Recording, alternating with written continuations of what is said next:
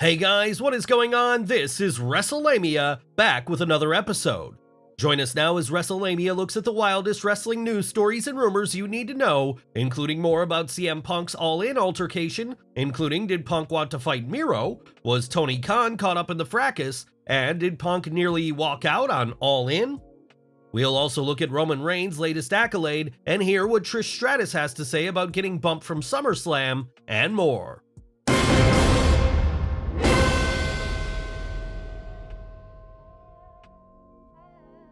The latest dirt on CM Punk.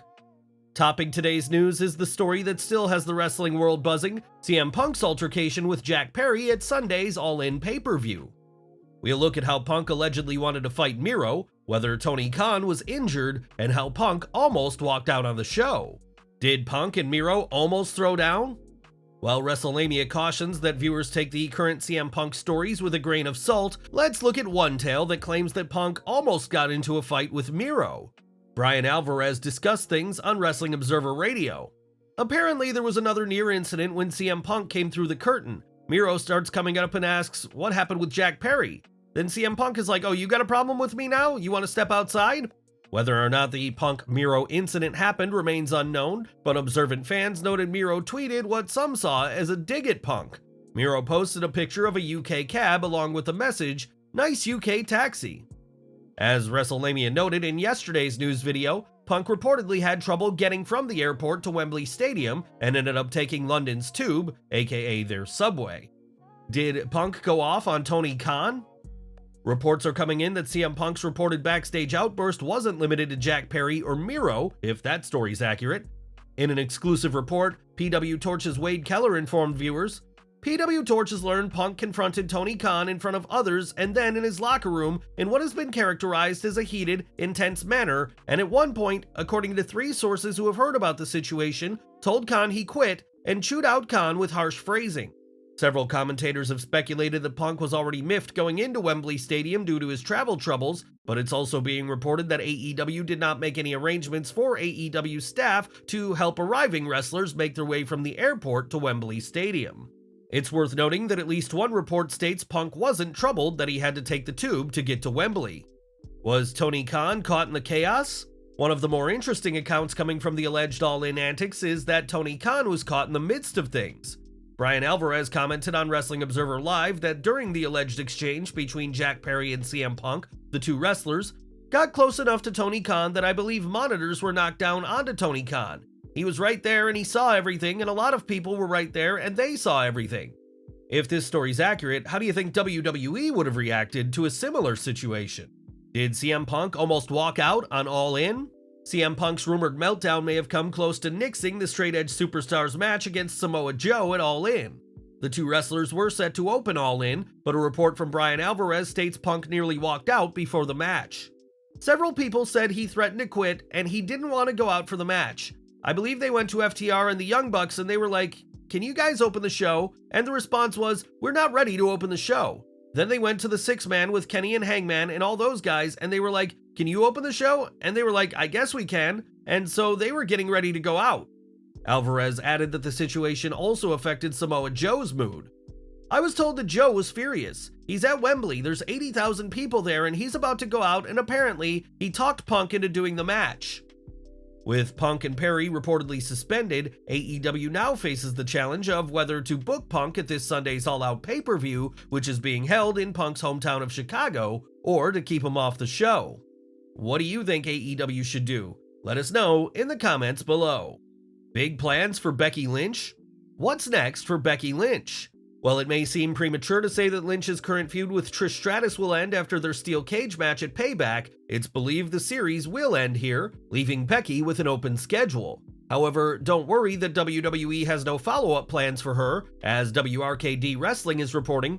Becky Lynch is expected to face off against NXT Women's Champion Tiffany Stratton in the near future. As previously mentioned, Stratton name-dropped Lynch during an interview where Stratton referred to herself as the best NXT Women's Champion, apparently forgetting that Lynch never held the title. Lynch responded, immediately fueling speculation that the 2 would clash at some point down the road. Could Lynch be the latest main roster star to head to NXT, and if so, what will it mean for the women's division on Raw? Some fans and pundits have been speculating that Lynch would be Rhea Ripley's next opponent because WWE has been teasing a match between the two for the last 8 months. However, others believe the WWE wants to hold off on the feud until a major event, possibly as far away as WrestleMania. A Lynch vs. Stratton program will likely boost NXT's ratings, but how will it affect things on NXT if Becky wins the belt? Will she help put someone over by dropping the belt to a rising star? Or will her title reign and subsequent loss be meaningless, as was Charlotte Flair's when she returned to NXT and held the women's title? Trish Stratus talks being taken off SummerSlam. Speaking of Trish Stratus, how does she feel about her and Becky Lynch's match reportedly being taken off SummerSlam? Although the match was never officially booked, some fans, as well as analysts, believe it was taken off the card in order to fit in the WWE's SummerSlam Battle Royal, a match sponsored by Slim Jim. Trish recently discussed the situation, telling the New York Post, "At the end of the day, as long as we deliver, as long as we leave the fans entertained, satisfied, stratified, that's what my goal is, to come here and do the things that we never got to do. Show them something they've never seen before." Stratus seems like the type of superstar who wants to give back to the business, and regardless of how she may feel, she's unlikely to badmouth WWE. Top WWE superstar taking time off? Wondering where Bianca Belair is? According to Fightful Select, fans of the EST may not be seeing her for some time following the kayfabe attack on her during the 18th August episode of SmackDown. Damage Control beat the former women's champion down backstage, going after the knee that was already banged up following her SummerSlam match. Fightful reports that while Belair will be off TV, it's unknown just for how long. Belair was planned for some time off and was factored in creatively. However, we've heard differing things on how long she could be out, ranging from a few weeks, under a month, to possibly 3 months. Regardless of how long Bianca is off, the WWE should use her absence to give another superstar from the women's division some time in the spotlight. The WWE has so many underutilized women on the undercard that the company should take advantage of a situation like this to see who can get over with the WWE Universe. Now is the time to do so rather than waiting to scramble should a top star get injured for real rather than kayfabe. Is Nick Aldis officially working for WWE? Is Nick Aldis working for the WWE as a producer? Fans have heard different accounts, including one from Aldis' wife Mickie James that he is working there.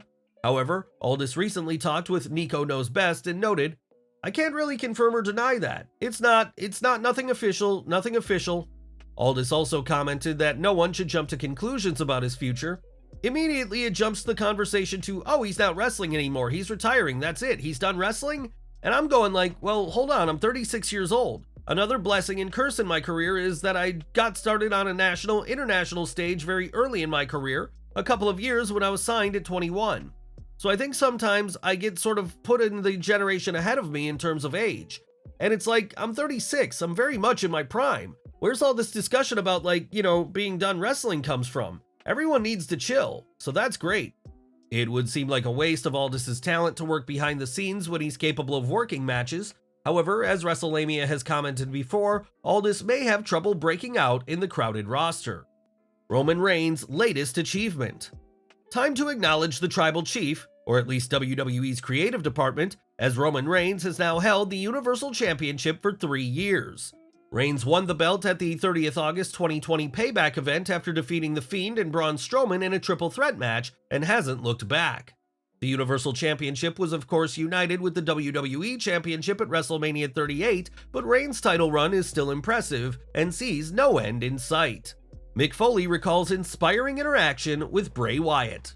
Last but not least, Bray Wyatt's Wyatt family persona was inspired by past WWE superstars, but did you know that part of his performance was inspired by Mick Foley? The WWE Hall of Famer recently discussed an interaction he had with Bray, revealing, "The first time I remember meeting Bray was either late 2011 or 2012 when he told me about this new type of thing he was working on in Florida Championship Wrestling.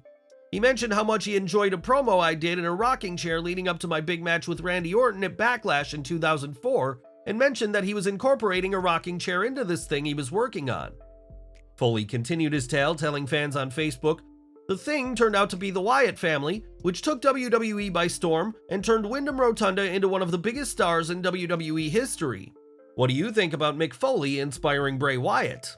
Well guys, there you have it, the wildest news stories and rumors you need to know. Leave your comments below, don't forget to subscribe to our channel, and follow us on Instagram and Twitter, and I'll see you next time for some more wrestling content.